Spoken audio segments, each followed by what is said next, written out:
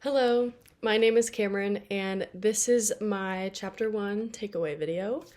So, just getting right into it, the first thing that really popped out at me was the first page, funny enough. Just, I have never seen a textbook that has related so much to modern times, and I feel like I should have probably expected that a little bit, just, with the name of the class and just what all it entails. But just reading about like 2020 in a textbook was caught me off guard a little bit because like whenever I think of a textbook for school, I think of like history and like learning about like what happened 200 years ago. But in reality, I'm learning about what happened 5 years ago, which I experienced. So it very much has started off as a very unique textbook and one that I've never experienced before. The next thing that stuck out to me was a quote from the first page as well that said, Americans feel overwhelmed by the volume and speed of news. Especially during COVID, I relate to this so much because I was cooped up in my room for 3 months, yeah, for 3 months with nothing but a computer and a phone to access and to distract myself with.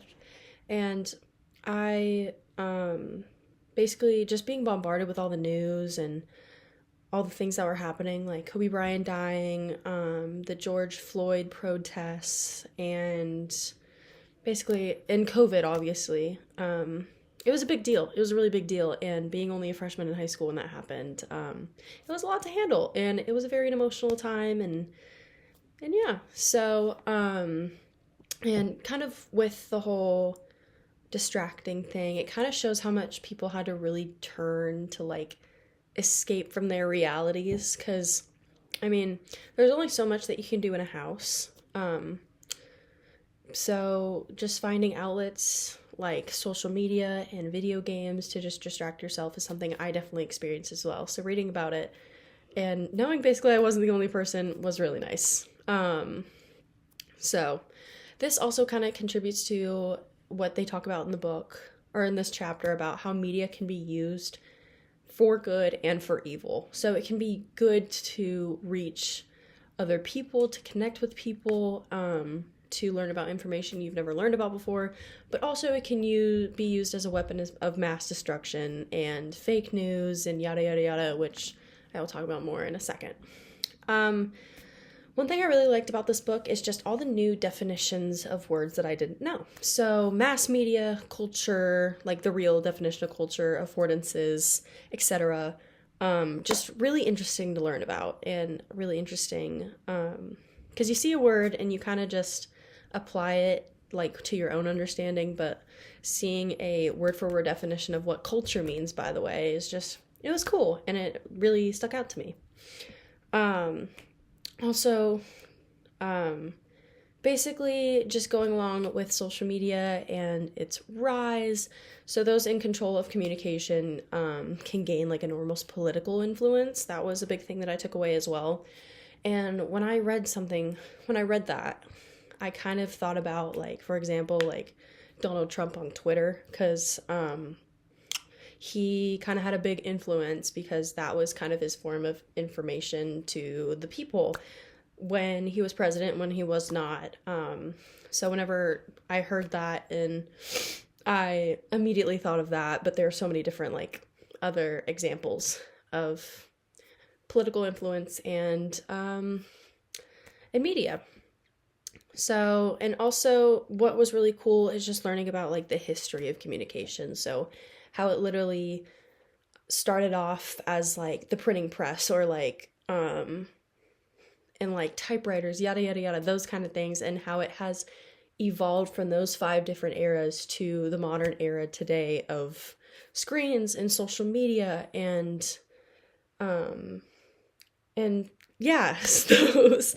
But it was just really cool to just learn how much of an impact that each of those things, like each of those eras had on the world, and how, like, for example, like the printing press had so much influence and really was like something that like evolutionized like reaching out to people and just reaching mass groups.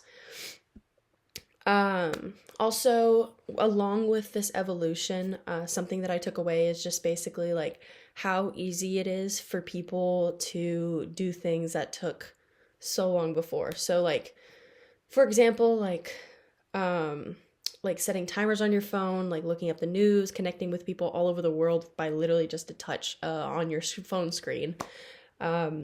Just, it kind of was crazy just to learn about how it went from like one equator to the next, of how it evolutionized and how literally the average person's life and daily tasks have become quite easy because of media and technology.